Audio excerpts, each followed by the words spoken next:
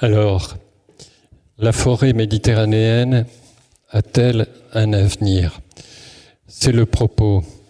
Elle brûle chaque été, elle est souvent basse et claire et parfois avec si peu d'arbres, elle pousse lentement et produit si peu de bois, elle est malmenée par l'urbanisation et les activités humaines, elle est aux premières loges du changement climatique et subit déjà les conséquences des canicules et des sécheresses. Alors, la forêt méditerranéenne a-t-elle un avenir ? Pourrons-nous répondre par l'affirmative ? Pouvons-nous envisager un avenir qui ne soit pas de drame, de cendres ni de mort, mais au contraire d'équilibre, de bien et de service, de joie et de beauté ? Voilà la question posée. Mais avant d'entrer dans l'exercice d'essayer de bâtir une réponse à cette question, je voudrais commencer par un petit prélude. Pardonnez-moi, j'espère que je ne vais pas vous ennuyer. J'aimerais que vous me disiez, là, à chaud, spontanément, le mot qui vous vient à l'esprit lorsque vous entendez le mot forêt. Vous voulez bien ? Si je dis forêt, vous pensez à quoi ? Quel mot ? Quelle image ? Le pain maritime. Le pain. Le pain maritime. Oui. Une Oui. couleur, le vert. Les cigales. Le vent dans les feuilles. Voilà. Je pense que tu as de quoi faire. Merci beaucoup. J'aime Pour bien certains, la forêt, c'est Tronchet. le français. Oui. Mais c'est Forêt différent de la prestigieuse forêt s'il en est. méditerranéenne. Merci. Tous ces mots sont très bons et ils disent la forêt. Je voudrais ajouter les miens, les deux miens. Ils ne sont pas totalement intuitifs, mais au terme de ma carrière de forestier, oui, vous avez compris que je ne suis pas un perdreau de l'année, je crois qu'ils sont adaptés et utiles. Ce sont les mots de mouvement et de complexité. Mouvement, c'est pas le mot que vous avez dit, c'est pas le mot qui vient immédiatement à l'esprit. Or, si on regarde dans l'histoire, on voit que la forêt n'est pas stable, ni en surface. Les variations de surface ont été très importantes depuis le milieu du 19e siècle où elle était tombée au plus bas forestier à 9 millions d'hectares alors qu'elle en fait 17 aujourd'hui. Ni en localisation, forcément. Il y a des endroits qui n'étaient pas forestiers qui le sont devenus. Il y a des endroits qui étaient forestiers et qui ne le sont plus. Ni en structure. La forêt du Moyen-Âge, si on regarde les chevaliers de la table ronde ou Ivanhoé, on a l'impression d'immenses futaies dans lesquelles on a peur de s'engager. Le plus souvent, c'était une forêt basse et claire utilisée pour le pâturage. Ni en composition, et on a vu des massifs forestiers changer d'essence à certains moments de leur histoire. La forêt, donc, c'est une affaire de nature, mais c'est aussi une affaire d'homme. Un socio-écosystème. Et je reprends là le mot de André Corvol, président historique du groupe d'histoire des forêts françaises. La forêt révèle la société. La forêt prend des visages qui expriment ce que la société attend d'elle, ce que les hommes lui demandent. Et les paysages naturels que forment les forêts sont aussi des paysages culturels. Le mouvement, c'est important d'avoir conscience de ça. Mon deuxième mot, c'est la complexité. La forêt, c'est tout ce que vous avez dit. Et vous voyez, j'ai noté une douzaine de mots. Ils sont tous très différents. Chacun a la vision de sa forêt. Mais la forêt, c'est des arbres, mais c'est tout un écosystème, tout un ensemble d'êtres vivants, du règne animal, du règne végétal, qui sont en interrelation dans des milieux qui sont eux-mêmes très différents. Chaque forêt a un propriétaire, ça c'est un point fort. La forêt n'appartient pas à tout le monde. La forêt a un propriétaire, qu'il soit privé. Il y en a 3 500 000 en France. C'est vous dire la parcellisation des forêts. Il y a l'État avec les forêts domaniales, les collectivités avec des forêts communales ou des forêts d'autres collectivités. Toute forêt a un propriétaire. Évidemment, il faut en tenir compte. Mon troisième mot-clé, là, c'est la multifonctionnalité, un mot pas très beau, mais qui exprime tous les biens et services que la forêt peut apporter. Et puis, à cette complexité s'ajoutent les coûts du changement climatique qui, alors que autrefois les forestiers évoluaient dans un environnement stable, aujourd'hui, tout est changé et le changement climatique bouleverse la donne d'une façon vraiment très forte et très inquiétante. Ces deux mots et les notions qu'ils portent, nous allons les retrouver dans la forêt méditerranéenne. Entrons donc dans cette forêt à travers quelques images. Une image classique de la forêt méditerranéenne au bord de l'eau et les couleurs qui se composent avec le vert de la forêt, le blanc de la roche, le bleu de l'eau, le bleu du ciel. La forêt méditerranéenne, on la trouve dans des espaces montagnards ou en tout cas très accidentés comme ici en Corse. Elle alterne des formations avec de la végétation arborée et des landes ou des végétations beaucoup plus basses. Ici, vous reconnaîtrez peut-être la forêt de la Sainte-Baume dans le Var, qui est une forêt si particulière, dans laquelle on va trouver ces escaliers de pierre qui montent jusqu'à la grotte de Marie-Madeleine et qui sont bordés de hêtres peu fréquents en forêt méditerranéenne, mais tellement beaux, tellement pas très en forme en ce moment. La forêt méditerranéenne, c'est beaucoup plus ces pinèdes de pin d'Alep. Je n'ai pas de photo de pin maritime, c'est le pin d'Alep, qui est beaucoup plus fréquent en zone méditerranéenne que le pin maritime. C'est aussi le chêne-liège, avec ses peuplements exploités pour le liège. Le chêne-liège qui peut prendre des formes assez arbies, comme ici. C'est aussi le pin parasol, majestueux, et avec les pignes, les pignons, qui sont si précieux et si bons dans la gastronomie méditerranéenne. C'est aussi le cèdre que les forestiers ont réintroduit dans les années 1880 depuis l'Algérie et qui compose des peuplements magnifiques dans le Ventoux, dans le Luberon ou dans la forêt de Rialcès dans l'Aude, où l'on voit que le cèdre de l'Atlas revenait chez lui et il est bien chez lui en région méditerranéenne. C'est aussi les mélèzes qui composent ces futaies claires, vertes, magnifiques, tellement agréables au printemps et d'or en automne. C'est aussi, ça m'a amusé de le mettre, l'arbousier qui produit ces petits fruits qu'on peut trouver bons ou moins bons. Mais par exemple, on fait des bières parfumées à l'arbouze. Bon, à voir. Je disais qu'il y a des arbres, mais il y a aussi d'autres êtres dans la forêt méditerranéenne. Ce sont les animaux d'élevage, les moutons, les chèvres. On trouve aussi des vaches. On exploite cette forêt un petit peu, j'y reviendrai, pour faire des piquets. Plus rarement à partir de belles grumes comme ça, parce que, je le dirai tout à l'heure, la productivité de la forêt est assez limitée malgré tout. On s'y promène dans ces paysages tout à fait beaux, où alternent des formations différentes. On peut y faire aussi des bains de forêt, c'est une nouvelle mode, et ici on est dans un exercice de bain de forêt. Moins réjouissante, une image de peuplement dépérissant. Ici, c'est plutôt un peuplement qui a été incendié. La forêt méditerranéenne est gravement mitée par des constructions qui se développent d'une façon anarchique. Voyez par exemple, encadré avec ce rectangle, cette petite maison dont ne passe à travers les arbres que le toit. L'histoire est terrible. Un de mes amis forestiers allait passer là des vacances en été. Quand il est arrivé, qu'il a vu cette végétation tout près de la maison, il a dit « on ne reste pas », il est parti. Il a eu raison.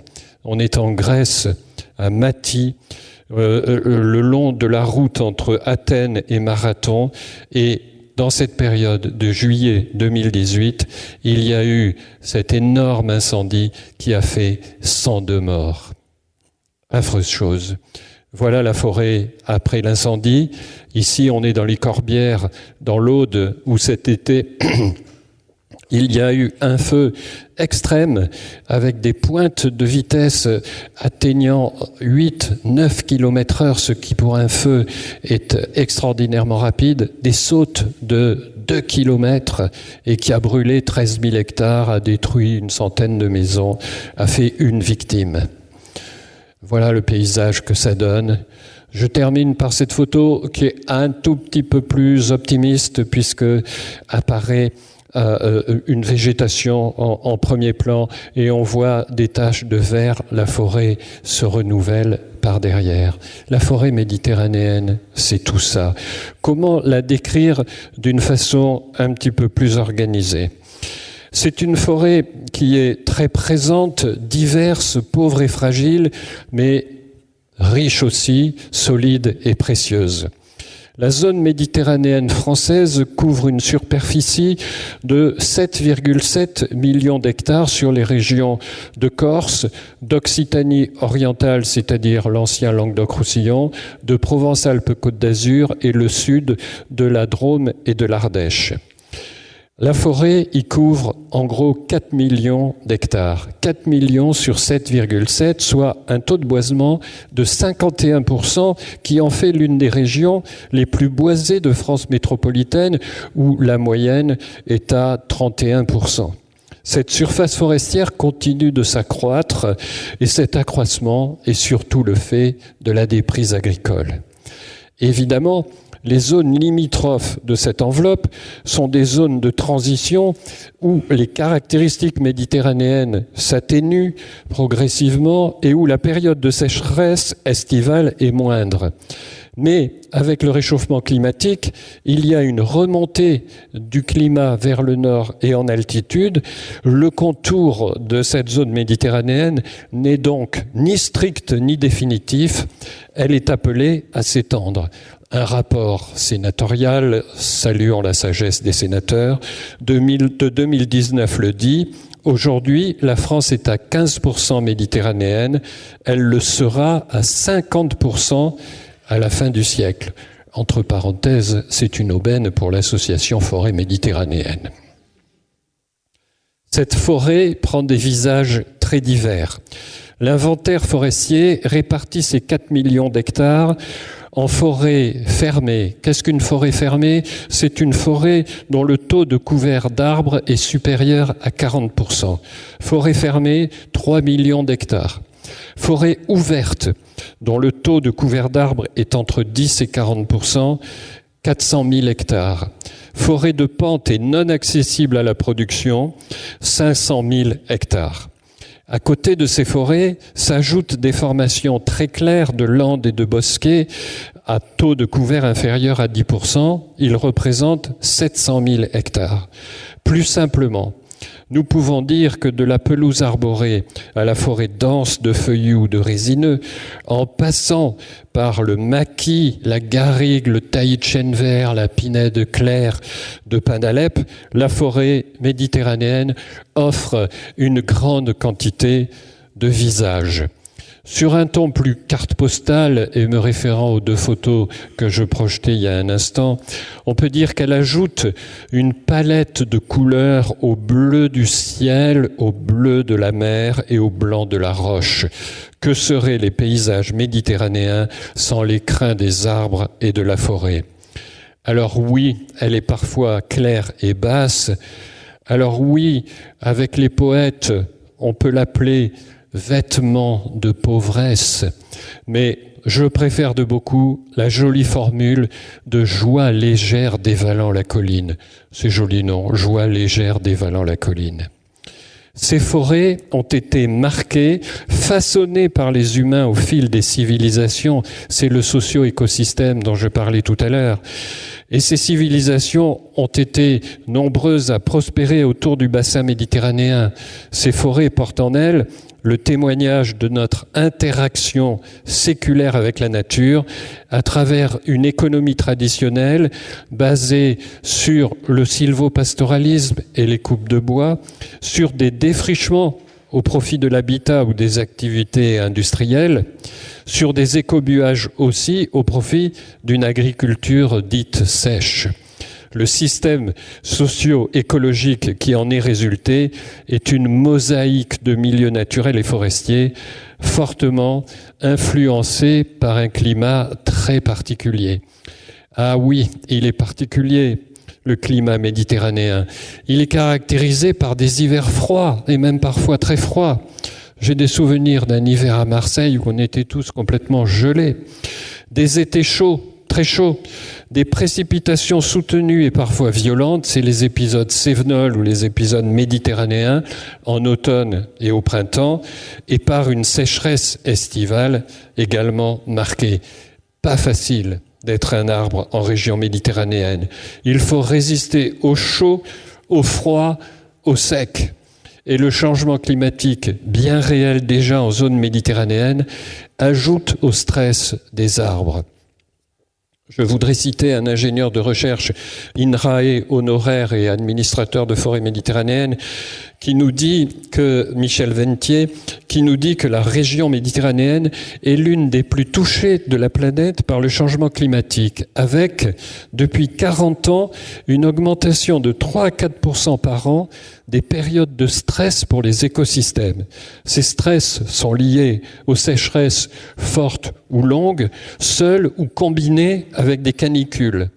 La hausse des températures montre une accélération récente et brutale. 8 des 10 années les plus chaudes jamais enregistrées se situent dans cette dernière décennie.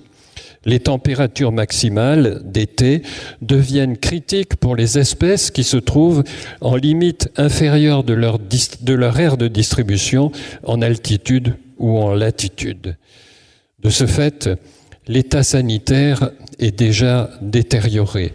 On peut apprécier l'état de santé des peuplements forestiers à partir du taux de défoliation des arbres, c'est-à-dire la perte de feuillage des arbres par rapport à un état idéal, celui d'avant le changement climatique. On dit qu'il est bon quand la défoliation est inférieure à 20%, c'est à peu près jamais le cas en région méditerranéenne. Il est moyen, perte de feuillage entre 20 et 50%, pour seulement 25% des chênes verts et blancs, 40% pour le pin sylvestre et seulement 60% pour le pin d'Alep, qui est une essence pourtant si caractéristique de la zone méditerranéenne. Ça veut dire que 75% des chênes, 60% des pins sylvestres et quand même 40% des pins d'Alep ont une perte de feuillage supérieure à 50%. C'est beaucoup. Est-ce une dégradation de l'état sanitaire ou, si on veut être plus positif, une adaptation au manque d'eau? Ça peut être une adaptation au manque d'eau. En tout cas, ce n'est pas bon signe. Dans le massif des Maures, dans le Var, jusqu'à 80% des chênes-lièges adultes sont morts. Oui, pas facile d'être un arbre en région méditerranéenne, et pourtant, la forêt est toujours bien là. Elle est peu productive, mais elle est riche en biodiversité. La forêt méditerranéenne est, disons-le, discrète en termes de production de bois. La production biologique annuelle moyenne est de 2,5 mètres cubes par hectare et par an, 2,5, la moitié de celle de la France entière, 5,2 mètres cubes par hectare et par an. Seuls les reliefs un peu plus arrosés permettent une productivité plus importante. Le bois, ça n'est pas le point fort de la forêt méditerranéenne. En revanche, la forêt méditerranéenne abrite une très riche biodiversité. Elle est présente de longue date. Pendant les phases glaciaires, Elle a accueilli les essences de la totalité de l'Europe qui se repliait vers le sud. Elle a ainsi accumulé une diversité génétique considérable. Elle se déploie sur des altitudes variant de 0, le niveau de la mer, à plus de 4000 mètres, avec 3 grands ensembles forestiers qui, du littoral jusqu'au sommet des montagnes, se partagent l'espace en fonction de l'étagement bioclimatique. Les forêts sclérophiles, forêts sèches, des étages méditerranéens et mésoméditerranéens, dominés par des chênes à feuillage persistant, le chêne vert notamment. Ensuite, en s'éloignant, les forêts caducifoliées de l'étage supraméditerranéen, à chêne blanc ou chêne pubescent en particulier, et puis les formations à conifères dominants, pins, sapins, mélèzes, cèdres, de l'étage montagnard méditerranéen. La géologie est aussi très variable, calcaire ou acide, et les conditions d'humidité s'étagent des plus humides jusqu'aux stations les plus sèches. Cela explique que sur les 548 habitats forestiers de la France entière, la zone méditerranéenne en compte 276, soit un peu plus de 50%. La flore est particulière et la flore est parmi les plus riches et variées du monde, avec un taux d'endémisme particulièrement élevé. La moitié des quelques 50 000 taxons végétaux qu'on trouve dans le bassin méditerranéen sont endémiques, c'est-à-dire qu'ils sont spécifiques de cette région. Cette biodiversité est une richesse, elle constitue une véritable source de stabilité et de résilience.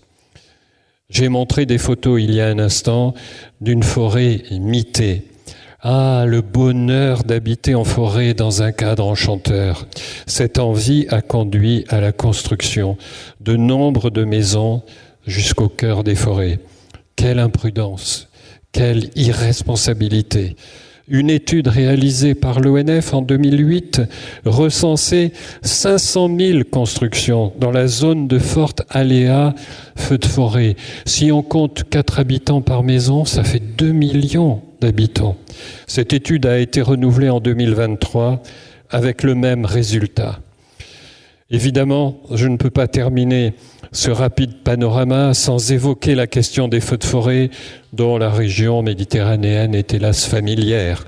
Chaque été ramène dans les médias ces images spectaculaires de forêts en flammes et de canadaires, ces images désolantes de forêts détruites par l'incendie. Les surfaces brûlées, cependant, diminuent en zone sud-est. Sur la période récente, elle s'élève à un chiffre moyen d'un peu plus de 7000 hectares par an, contre une moyenne annuelle de 25 000 hectares lors de la période précédente. Cette réduction confirme l'efficacité de la stratégie d'attaque massive des feux naissants. Qu'est-ce que ça veut dire ? C'est cette stratégie qui consiste à se donner l'objectif qu'arrive sur le départ de feu dans les 5 minutes un premier moyen d'intervention avec l'idée qu'on éteint une allumette avec un dé à coudre d'eau et quand le feu est petit, on arrive plus facilement à l'éteindre sans le laisser, si on ne le laisse pas se répandre et se développer. Mais ces moyennes masquent des réalités très différentes. Dans le Var, par exemple, sur la période 2008-2022, 88% des feux de forêt parcourent moins de 1 hectare, parce que justement, l'attaque du feu naissant a bien fonctionné. Seuls 2,6% parcourent plus de 10 hectares. Mais ils sont responsables de 97% des surfaces détruites. À eux seuls, 4 feux de plus de 1000 hectares sont responsables de 76% des surfaces détruites. Le drame, c'est le grand feu. Avec le changement climatique, la perspective de développement de feux extrêmes est très inquiétante. Le rapport interministériel de Frédéric Mortier et de ses collègues en 2023 estime que dans cette zone sud-est, les feux de plus de 100 hectares pourraient voir leur nombre tripler. La menace est dramatiquement réelle et le feu de cet été dans l'Aude, j'en ai montré des images tout à l'heure, qui a détruit 13 000 hectares de forêt, provoqué la destruction d'une centaine de maisons et la mort d'une personne, en constitue une illustration explicite. Misère, la cause est-elle perdue ? Face à tous les périls qu'elle doit affronter, celui qui vient d'abord à l'esprit, c'est celui que j'évoquais à l'instant, le feu. Alors, abordons la question par le feu. La forêt méditerranéenne est-elle condamnée à brûler ? Non. Est-elle exposée au feu ? Oui. Et plus gravement encore avec le changement climatique et les risques de plus en plus élevés de feux extrêmes. Doit-on s'inquiéter ? Oui. Aujourd'hui, nous savons, si le désastre arrive, ou plutôt, quand il arrivera, nous ne pourrons pas dire « nous ne savions pas ». Nous savons. Alors sommes-nous perdus ? Non. Pouvons-nous espérer encore ? Oui. Pouvons-nous réduire le risque et préserver nos forêts méditerranéennes ? Oui. Oui, ou plutôt, oui, mais. Car il faut agir. Il faut se mobiliser, il faut que tout le monde agisse, tous les acteurs, tous les citoyens. Je propose 6 pistes d'action. La première, c'est celle-ci, une forêt mieux armée contre le changement climatique, plus résistante, plus résiliente, plus sobre. C'est toute la question de la gestion forestière et de la sylviculture. C'est une évidence. Les forêts ne joueront tout leur rôle vertueux que pour autant qu'elles continueront d'exister. À travers une sylviculture appropriée, il s'agit de conforter des forêts qui sont secouées par les fortes chaleurs et les pénuries d'eau, pour rendre nos forêts plus résistantes et plus résilientes, donc plus sobres. L'ingénieur que je citais tout à l'heure, Michel Ventier, nous propose un triptyque qui paraît jouable et plein de sagesse. Éclaircir, rajeunir, diversifier. Éclaircir pour réduire le nombre d'arbres ou d'arbustes et donc la compétition pour l'eau qui affaiblit l'ensemble de la végétation. Moins d'arbres, donc, qui pourront se satisfaire du moins d'eau disponible. Rajeunir pour engager le renouvellement des vieux peuplements et maintenir la productivité, la santé des forêts et leur capacité à assurer les services écosystémiques. Et puis diversifier à l'aide d'essences adaptées au nouveau contexte climatique, qu'elles soient endogènes ou exogènes, qu'elles soient locales ou introduites, ne nous interdisons rien du moment que c'est réfléchi pour façonner une forêt mosaïque composée d'essences et de traitements différents. Sur ces 3 registres, il faut poursuivre les travaux de recherche, mais on en sait déjà suffisamment pour agir dans ces 3 directions. Nous en sommes convaincus, face à l'intensité et à la rapidité du changement climatique, le pire serait de ne rien faire. Donc, action. Action avec cette sylviculture, action à travers une forêt pleinement multifonctionnelle. La multifonctionnelle, je le disais tout à l'heure, c'est un facteur de complexité, mais c'est aussi une richesse. Ici, nous rejetons délibérément l'adage pourtant plein de sagesse de ne pas mettre tous ses œufs dans le même panier.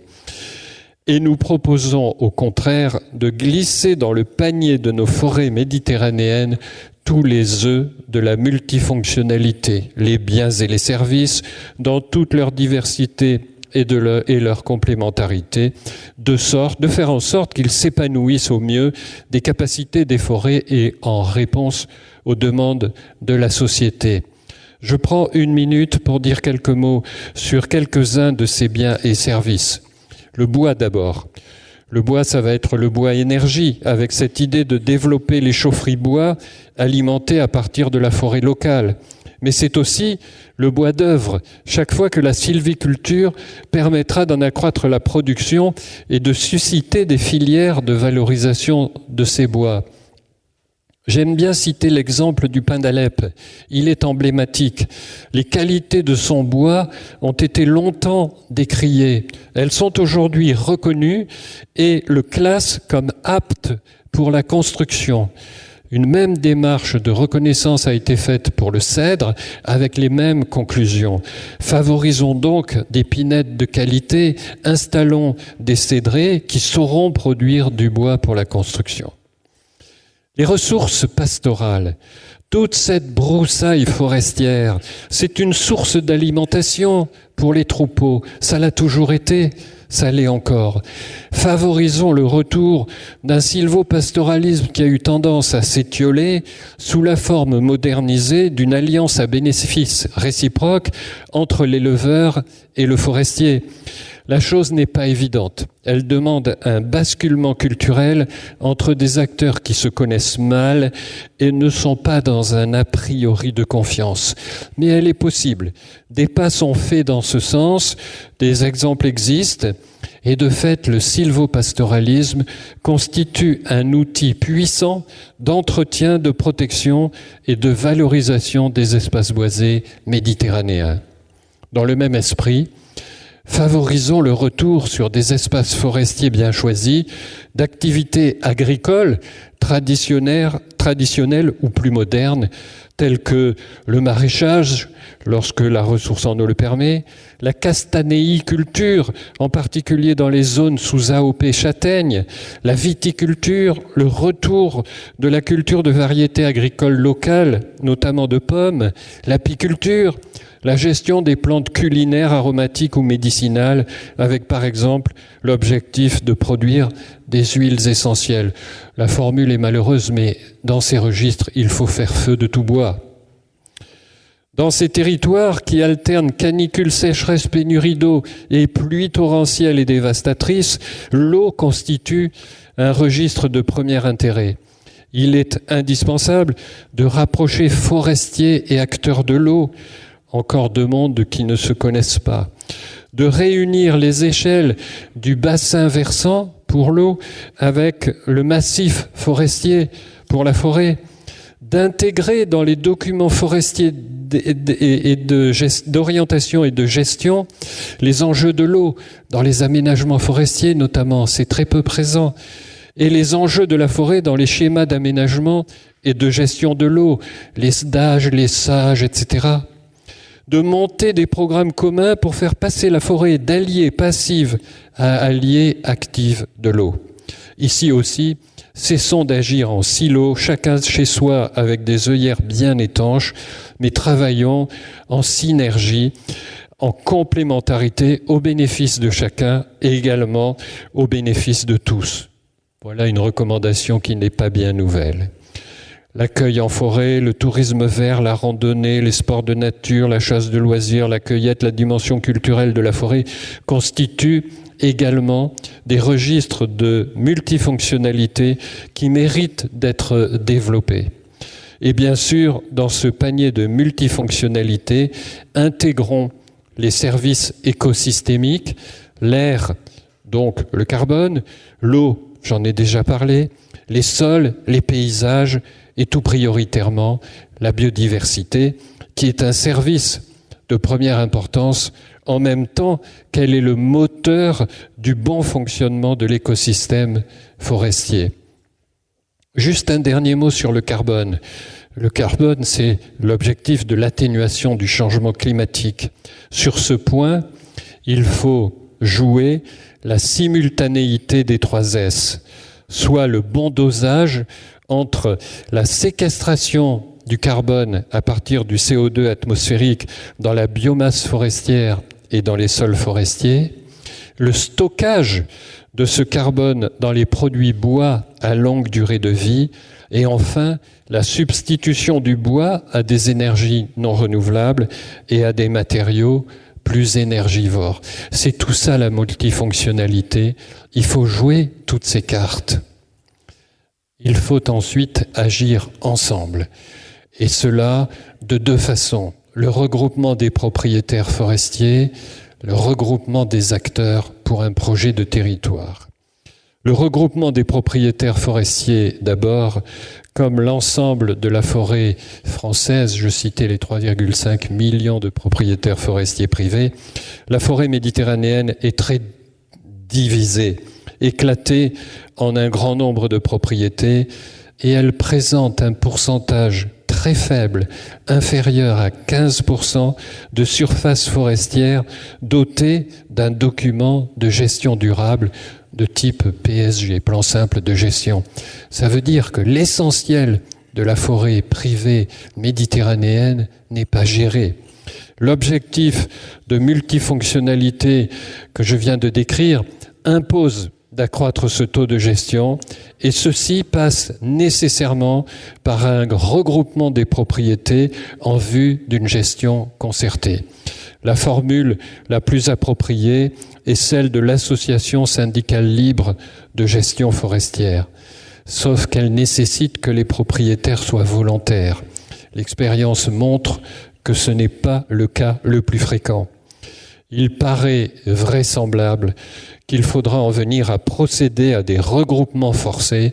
L'outil existe, c'est l'association syndicale créée d'office par le préfet, en priorité là où l'analyse des risques incendies fait apparaître un risque élevé.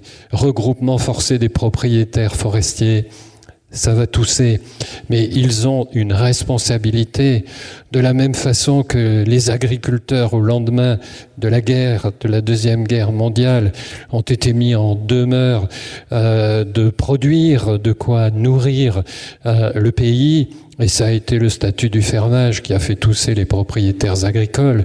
Aujourd'hui, et déjà depuis un moment, il faudrait faire quelque chose de semblable sur les propriétés forestières. Ensemble, c'est aussi le regroupement des acteurs à travers le projet partagé. L'autre regroupement indispensable, c'est celui de l'ensemble des parties prenantes, les propriétaires et les gestionnaires forestiers bien sûr, mais également tous les acteurs qui ont à connaître de la forêt, inclus les représentants de la société civile. Le propos est de réunir tous ces acteurs sous la présidence d'un élu pour établir et partager un état des lieux et construire un projet commun de développement axé sur la forêt, le bois, les produits de la forêt et les services environnementaux. L'outil charte forestière de territoire constitue un bon modèle et l'expérience d'une vingtaine d'années de mise en œuvre de ces chartes forestières de territoire montre qu'il peut donner de bons résultats. Un tel projet de territoire partagé est le moyen de réfléchir et installer un aménagement du territoire où la forêt devient un atout de développement, de création d'activités et de qualité de vie. De beaux exemples existent déjà en région méditerranéenne qui confirment l'intérêt de la formule. Il convient de multiplier ces réalisations. Évidemment, le volet de défense des forêts contre l'incendie. Nous avons abordé le sujet par le feu. Il est évidemment une composante essentielle de l'avenir des forêts méditerranéennes et il appelle un traitement spécifique. Mais tout ce que je viens de dire fait partie d'une politique du feu. Des forêts valorisées et investies par leurs propriétaires, un projet territorial intégrant l'ensemble des qualités des forêts et impliquant l'ensemble des acteurs, tout cela concourt à une meilleure situation des forêts face au péril du feu. 2 outils spécifiques relevant du Code forestier doivent ajouter leur contribution. Le premier, c'est le plan départemental de protection des forêts contre l'incendie. Ce plan, établi en concertation de tous les acteurs et sous le pilotage du préfet, doit définir l'ensemble des équipements et des actions concourant à une prévention efficace. L'idée n'est pas de diminuer les moyens financiers et humains dédiés à la lutte contre le feu, mais il s'agit de rehausser les moyens dédiés à la prévention, tant il est sûr et vérifié que prévenir vaut mieux que guérir et que les dépenses de prévention constituent un investissement susceptible de réduire les dépenses de restauration et à terme les dépenses de lutte. Le deuxième outil tient en 3 lettres OLD, obligation légale de débroussaillement. OLD, c'est l'obligation de débroussaillement pour toute construction sise en forêt ou à moins de 200 mètres de la forêt dans les départements à risque sur un rayon de 50 mètres. L'article du Code forestier tient en 2 lignes. L'affaire paraît simple, elle est de fait très complexe et pour résumer, elle ne marche pas. Les experts s'accordent sur un taux de réalisation de ces obligations de débroussaillement de seulement 30%, alors que tous les retours d'expérience confirment l'intérêt de ces débroussaillements.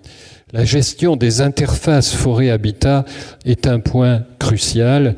Aujourd'hui, nous savons que le risque de feu extrême ne cesse de croître. La réduction des enjeux directement exposés est indispensable. Cela passe en particulier par une pleine application des OLD. Tenez bon, j'ai presque fini. La culture du risque, sensibiliser, conscientiser, installer la culture du risque. Combien de fois nous entendons les gens dire « ici, ça ne brûle pas », même s'il y a eu un feu important 10 ans avant. Et s'il devait y avoir un feu, les pompiers viendraient l'éteindre. Non, aujourd'hui, les pompiers le disent, nous ne pourrons pas aller partout. Habitants permanents, habitants secondaires, tous touristes, tous doivent être conscients, pleinement conscients que le paradis ensoleillé, vert et joyeux peut en un instant se transformer en enfer, en cendres, en mort. Ceci n'est pas une formule toute faite, mais bien la réalité que les dramatiques feux de Grèce, je parlais de celui de Mati il y a un instant, du Portugal, de Californie, confirment. Il faut donc une politique de communication bien coordonnée et dans ce cadre, l'information, mais aussi la formation des citoyens. Par exemple, l'application des plans de communaux de sauvegarde qui existent dans toutes les communes devrait faire l'objet d'exercices en vraie grandeur pour préparer les habitants au drame. Indispensable volonté politique. Ça marche là ? Oui. C'est la dernière des exigences que je cite, ou c'est la première. La politique française de protection des forêts contre l'incendie, basée sur l'attaque massive sur le feu naissant, a donné de bons résultats. Ne nous reposons pas sur des lauriers qui risquent d'être mis à mal par les nouveaux feux extrêmes, dont ceux de Gonfaron dans le Var en 2021, de Landiras et de la Teste du Bûche dans les Landes de Gascogne en 2022. Vous vous souvenez, le président de la République y était allé, avait fait des déclarations solennelles. Et tout récemment, dans les Corbières, dans l'Aude, le 5 août 2025, constitue d'inquiétants avertissements. Cela impose des décisions difficiles, courageuses, volontaristes, en particulier dans 4 directions. Direction des propriétaires forestiers, je l'ai dit tout à l'heure, en leur imposant de se regrouper. Tout en leur apportant aide et assistance pour le faire et en ne les privant aucunement de leurs droits de propriété. Simplement, il faut les aider pour cela, que regroupés, ils mettent en place un plan simple de gestion qui permettra de protéger, d'exploiter, de valoriser cette forêt. La deuxième cible, c'est les propriétaires de construction.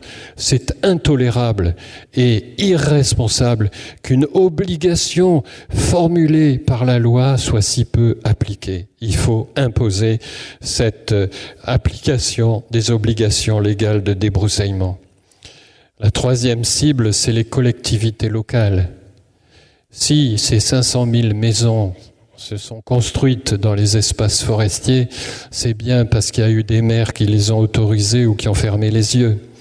Il faut en finir avec le mitage des massifs forestiers. Il faut imposer une véritable maîtrise de l'urbanisation et faire en sorte que espaces urbanisés et économiques, espaces agricoles, espaces forestiers composent un ensemble harmonieux d'espaces qui se complètent et s'autoprotègent. La dernière cible, et c'est un ancien fonctionnaire qui le dit avec douleur, il faut que l'État cesse l'érosion des postes et des compétences dans ces échelons nationaux, régionaux, départementaux, ainsi que dans les établissements techniques dédiés. Pour porter une véritable politique, il faut des hommes, des femmes, des compétences. Ces décisions ne sont pas faciles, elles sont cependant indispensables. Il ne faut plus attendre. Elles imposent des dépenses dans un contexte budgétaire que l'on connaît, certes, mais ces dépenses sont autant d'investissements pour une forêt mieux protégée et pourvoyeuse de ses nombreux biens et services, pour des territoires équilibrés, pour des vies humaines préservées. Alors, la forêt méditerranéenne a-t-elle un avenir ? Oui, et un bel avenir, si tout ce que nous venons de décrire est mis en application. Quel beau projet! La forêt méditerranéenne est aux premières loges face au changement climatique. Elle constitue ainsi un champ d'expérimentation en vraie grandeur. Et toutes les pistes tracées ici seront utiles pour les forêts françaises plus septentrionales. Alors, non à ce paysage sinistre de la forêt incendiée, et oui à cette joyeuse scène au cœur de la forêt. Un mot encore et je m'arrête. Est-ce que je crois à tout ce que je viens de vous dire ? Oui, absolument. Est-ce que je crois que tout cela est réalisable ? Je note de belles initiatives locales et je suis convaincu que c'est à ce niveau local que l'avenir se construit. Il serait bien que l'État et les collectivités territoriales soutiennent ces initiatives. Vis-à-vis de ma dernière piste, la volonté politique, je serai plus prudent, je crains qu'elle ne soit encore un peu faible. J'ai à l'esprit le précédent de la restauration des terrains en montagne, une politique magnifique qui existe depuis le milieu du XIXe siècle et qui a consisté à reboiser les montagnes. 300 000 hectares ont été boisés sur les pentes et des tas d'ouvrages ont été mis en place pour assagir les torrents. Pendant les années 1960, les services ne cessaient d'alerter sur l'insuffisance des moyens face à des risques qui devenaient de plus en plus périlleux avec l'augmentation de la fréquentation des montagnes. C'était la grande époque d'installation des stations de ski dans les montagnes. Il a fallu attendre 1970 et 2 catastrophes, avalanche et coulée de boue, qui à Val d'Isère, en Savoie, et Passy, en Haute-Savoie, ont fait 111 morts pour que l'administration agisse enfin. J'espère que nous n'attendrons pas un tel drame pour les forêts méditerranéennes. Je vous remercie.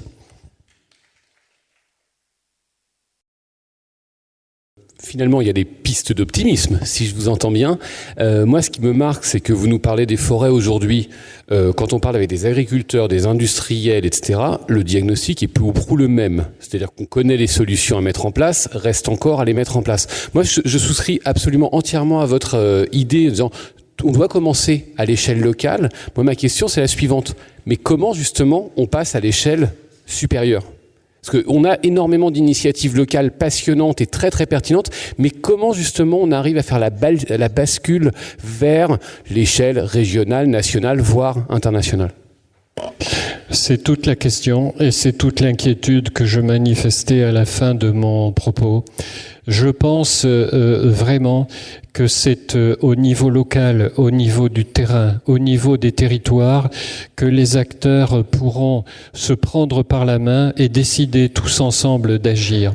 Faut-il qu'ils soient aidés pour cela ?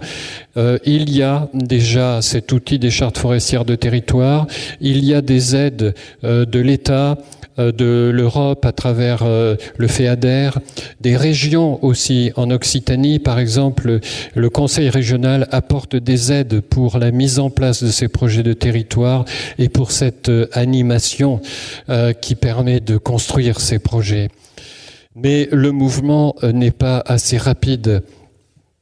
Je suis véritablement inquiet. Je fais partie de la commission régionale de la forêt et du bois en Provence-Alpes-Côte d'Azur et en Occitanie. Et à Toulouse, il y a quelques semaines, j'ai fait ce que j'ai appelé une déclaration grave et solennelle, où j'ai dit « nous savons et il faut agir ». Et j'ai repris ces 4 pistes en direction des propriétaires forestiers, en direction des propriétaires des maisons, des collectivités locales et de l'État. Pour l'instant, rien ne bouge.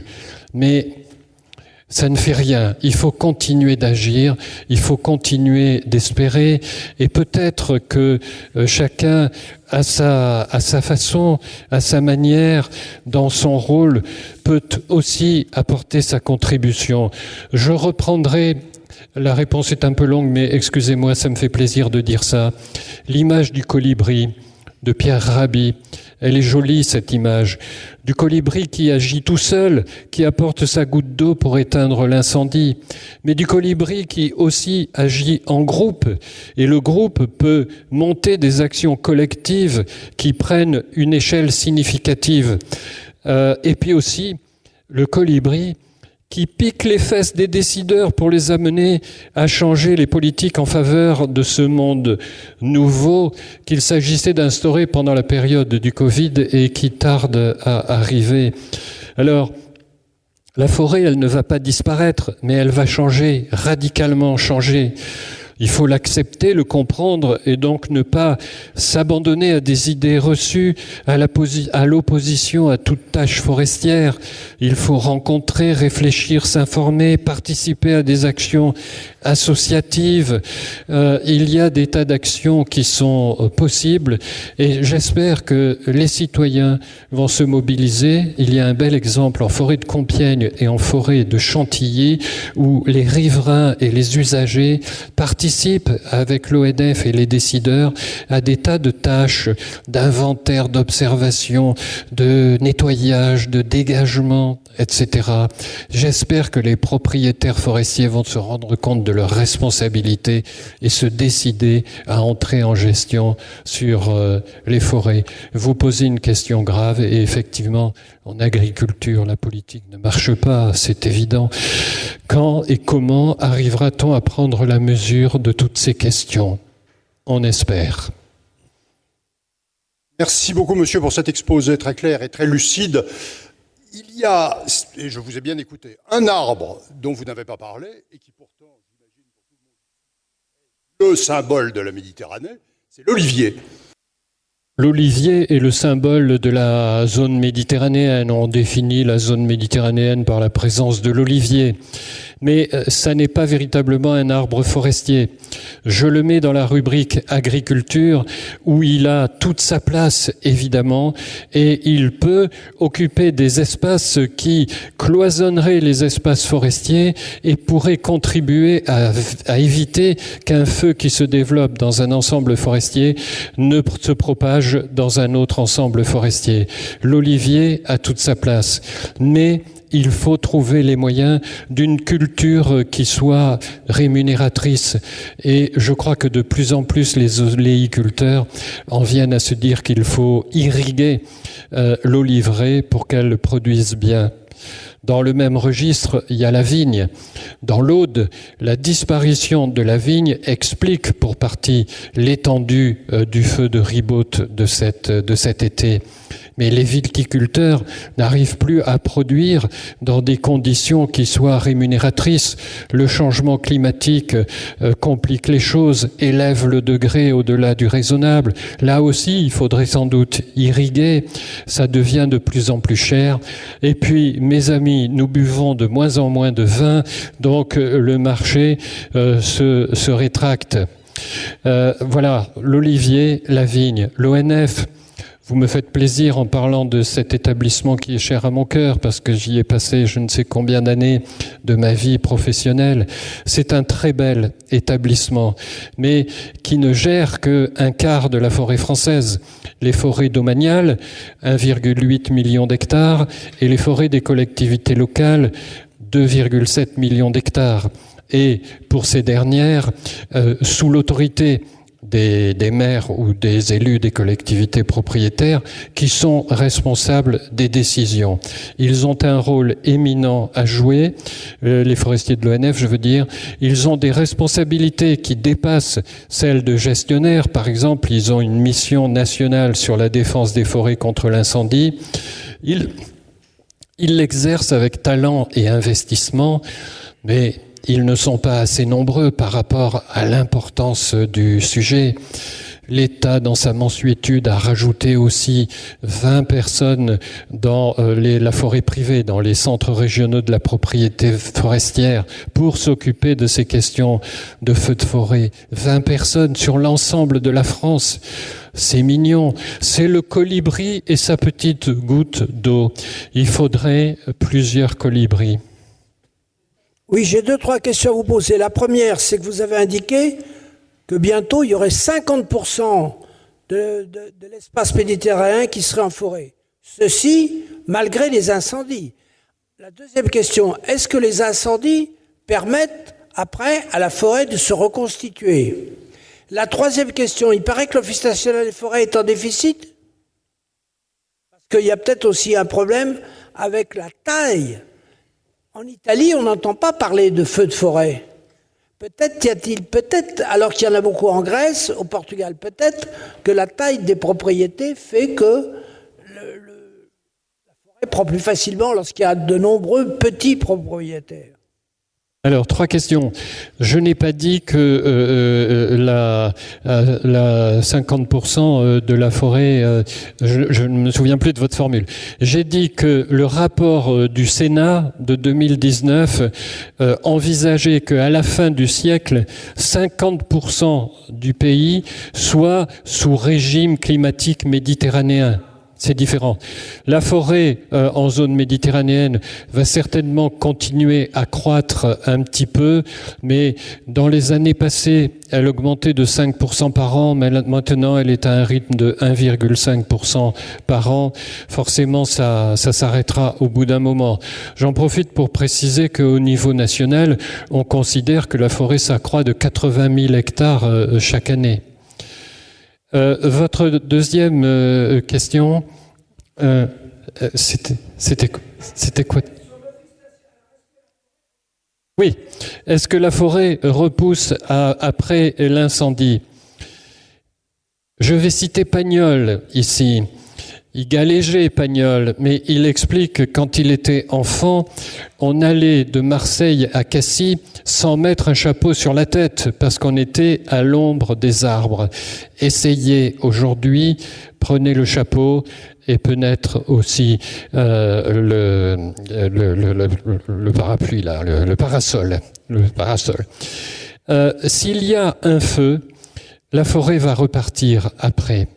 S'il y a 2, 3 ou plusieurs feux, l'érosion s'installe et la forêt ne peut plus revenir. Le problème du climat méditerranéen, c'est que les grands orages arrivent après la saison des feux. Si c'était l'inverse, ça serait beaucoup mieux, parce que la forêt serait humide et brûlerait moins, alors que là, l'orage arrive après le feu et emporte la terre. Donc il faut, dès qu'il y a un incendie de forêt, se soucier de protéger les sols. Et en général, assez rapidement, on coupe les arbres qui sont morts, on les laisse en andin selon les courbes de niveau pour éviter que la pluie n'emporte la terre. S'il y a un feu, la forêt pourra repartir. Il ne faut pas se précipiter après un incendie à vouloir reboiser. C'est ce qui s'était fait en 1979 après l'incendie de la Sainte-Victoire, 89. Grosse émotion, évidemment, des tas d'argent pour replanter, tous les plants sont morts. Par contre, le pin d'Alep, dont les graines s'ouvrent avec le feu, est reparti et le chêne vert a rejeté. Donc, s'il y a un feu, ça va. S'il y en a plusieurs, et c'est souvent le cas, c'est tout à fait problématique. On parle peut-être moins des feux en Italie, mais il y en a aussi. Et il y a eu un travail dernièrement associant la France, l'Espagne, l'Italie sur la protection incendie. Tout le monde a le même souci. Et vous me pardonnerez cette question peut-être un peu naïve de profane, mais quand on visite le parc du TID à Tenerife, on nous explique qu'il existe sur place une espèce endogène de pin particulièrement résistant aux incendies, ce qui explique le fait que ça ait pu pousser au pied d'un volcan. Alors, est-ce qu'il s'agit d'une légende rurale ou d'une manière plus générale, est-ce qu'on ne peut pas aussi jouer sur le choix des essences pour limiter le risque ?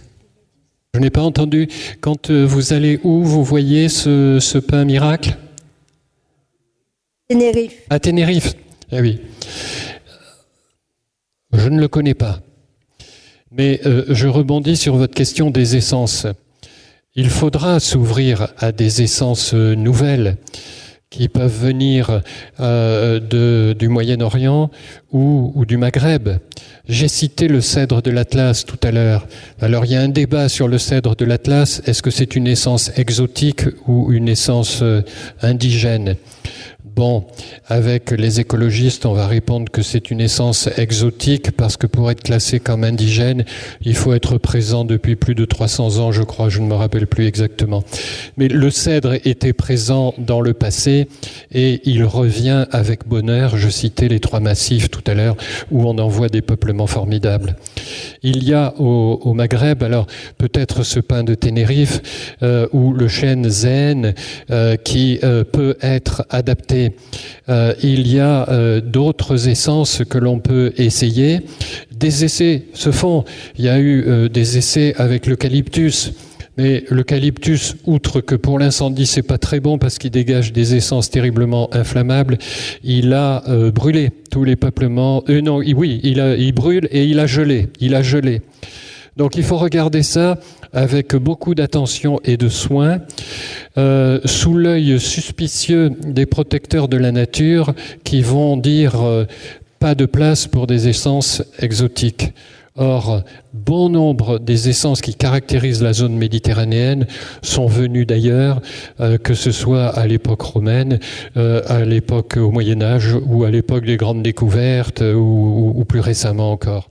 Donc il faut qu'on soit ouvert aux essences qui permettront, en réfléchissant soigneusement, de constituer des peuplements résistants, résilients, plus sobres et mieux adaptés.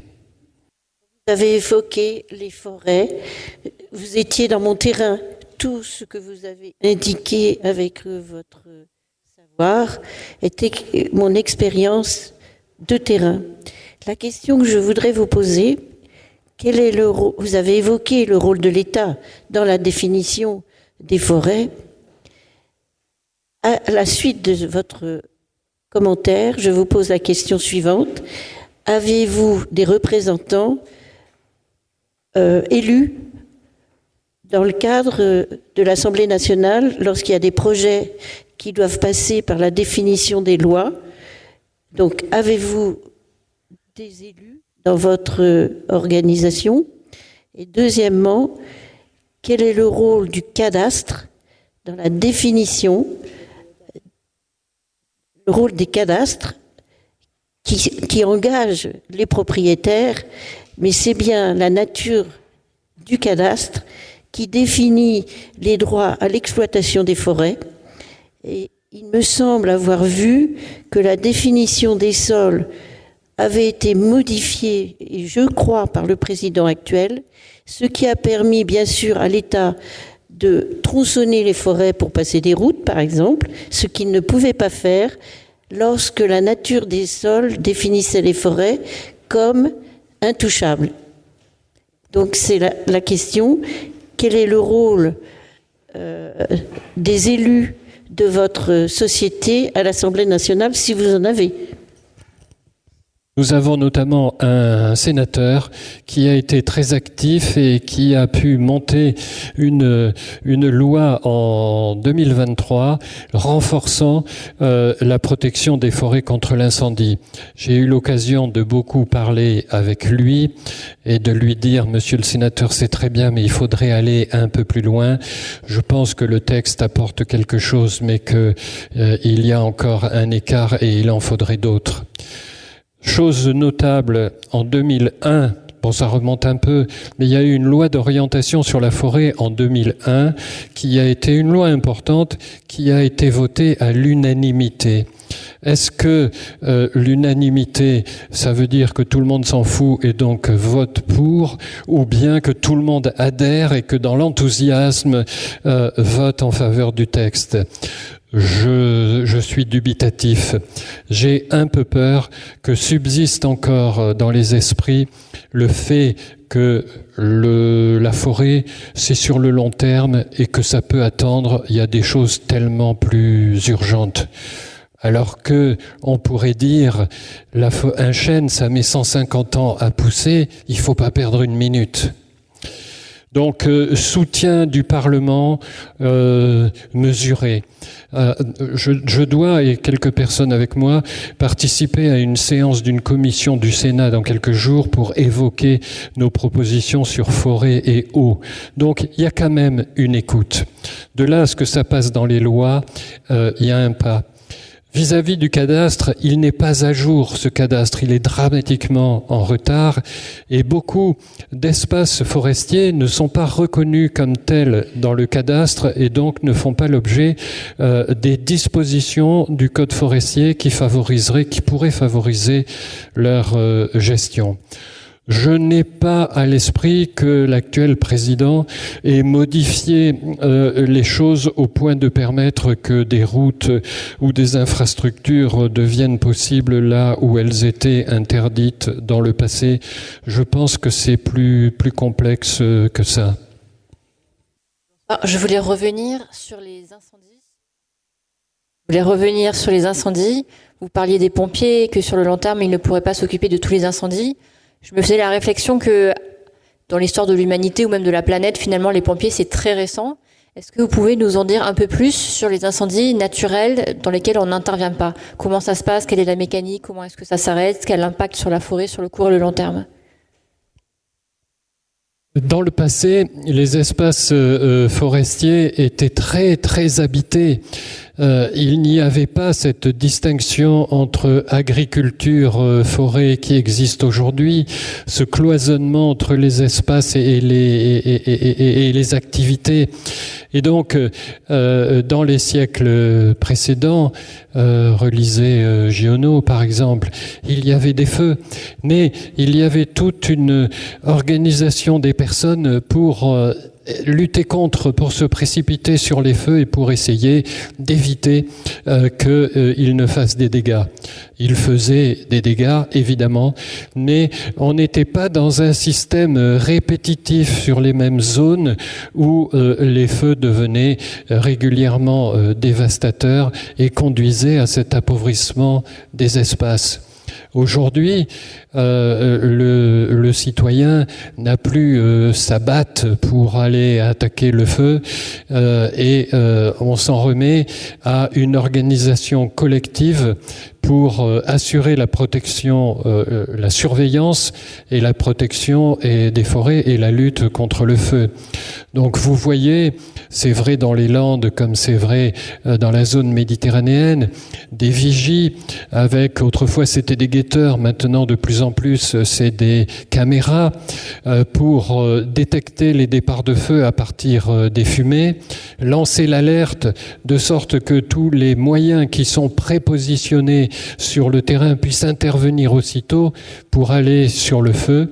Et c'est donc les moyens des pompiers avec leurs colonnes de camions, avec les Canadair et les autres avions qui interviennent. mais qui ne pourront jamais éteindre tous les feux. Il y a évidemment le problème de plusieurs feux simultanés qui fait que les secours sont mobilisés sur un feu et ne peuvent plus aller sur un autre feu. Et les avions ne pourront jamais éteindre tous les feux. Ça n'est pas la peine de continuer à acheter de plus en plus de camions ou d'avions. Il faut mettre carrément cet effort sur la prévention à partir de toutes ces pistes que j'ai développées pour réduire la perspective de l'arrivée du feu, et en sachant qu'on ne réussira jamais à 100%, mais on doit pouvoir réduire encore le nombre de feux et les dégâts causés par les feux. En dehors des incendies dont vous avez largement parlé, vous n'avez pas évoqué les maladies qui attaquent la forêt, et en particulier les pins. Et je pense à la chenille, les cocons la chenille processionnaire. Et est-ce qu'elle progresse? Parce que de vue, j'ai l'impression qu'elle augmente. Mais oui, vous avez raison. La chenille processionnaire du pin, elle progresse et chaque année, on mesure son avancée vers le nord de la France. Elle est passée au-dessus de Paris maintenant et on la trouve pratiquement sur tout l'ensemble du territoire alors qu'elle était dans le sud, dans le passé.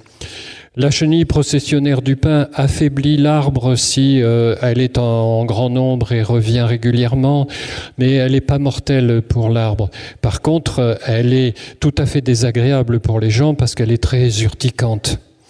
Il y a d'autres maladies, comme la calarose du frêne, qui est arrivée de Pologne et qui a détruit à peu près tous les frênes. Aujourd'hui, on ne plante plus de frênes. Il y a des maladies comme ça qu'on ne sait pas soigner et on est fort démunis face à ça. Malgré tout, il existe un département spécialisé santé des forêts avec sur le terrain toute une série d'observateurs qui sont de l'ONF ou de la forêt privée et qui diagnostiquent toutes ces attaques pour se mettre mieux en capacité de réagir. Il y a aussi la recherche qui a fait de très beaux travaux sur le sujet. Le cèdre, par exemple, était attaqué par un insecte et la recherche a trouvé un insecte qui devient un parasite de l'insecte attaquant et qui a réussi à neutraliser cet insecte-là. Donc, il faut espérer sur la recherche pour trouver des solutions naturelles et qui passent pas par la projection de produits chimiques comme on l'a fait à une certaine époque. Alors, vous parlez du pin avec le drame du nématode du pin qui était ce petit ver qui était cantonné au Portugal, qui est passé en Espagne et qui vient d'arriver en France, dans les Landes, dans la commune de Seignos. Et c'est une inquiétude majeure parce qu'il fait mourir l'arbre très vite. Ce petit ver est transporté par un coléoptère qui s'appelle Monocamus et celui-ci peut diffuser le ver à distance. Il y a un vrai péril pour la forêt des Landes. Alors pourquoi n'a-t-on pas remplacé les pins maritimes des Landes? Mais parce que c'est un fichu territoire, les Landes, avec cette dalle d'Alios qui limite la pénétration des racines dans le sol. Des essais ont été faits, ils ont tous été négatifs. Donc on continue avec le pin maritime. Au bord des rivières, on favorise le chêne, mais sur l'ensemble du million d'hectares que représente cette forêt, on est avec le pin maritime qui est dramatiquement fragile. Qu'est-ce qui va se passer ? La méthode, c'est la même que pour la dermatose nucléaire contagieuse, où on abat tout le troupeau. Ici, on abat tous les arbres. moi, ça me révolte. Sur un rayon de 500 mètres, ça fait 75 hectares quand même. On va couper tous les arbres qui sont autour de l'arbre infesté. Alors que ce fameux coléoptère, il va diffuser qu'il y ait des arbres ou qu'il n'y ait pas des arbres. Et donc, ça me paraît tout à fait inapproprié. Des réflexions sont en cours au niveau européen pour essayer de trouver la bonne solution pour éviter le drame que serait le dépérissement du pin maritime dans les Landes de Gascogne. Je suis bordelais à la base et ça me ferait vraiment mal au cœur parce que même si c'est une forêt très particulière, c'est une belle forêt, la forêt des Landes.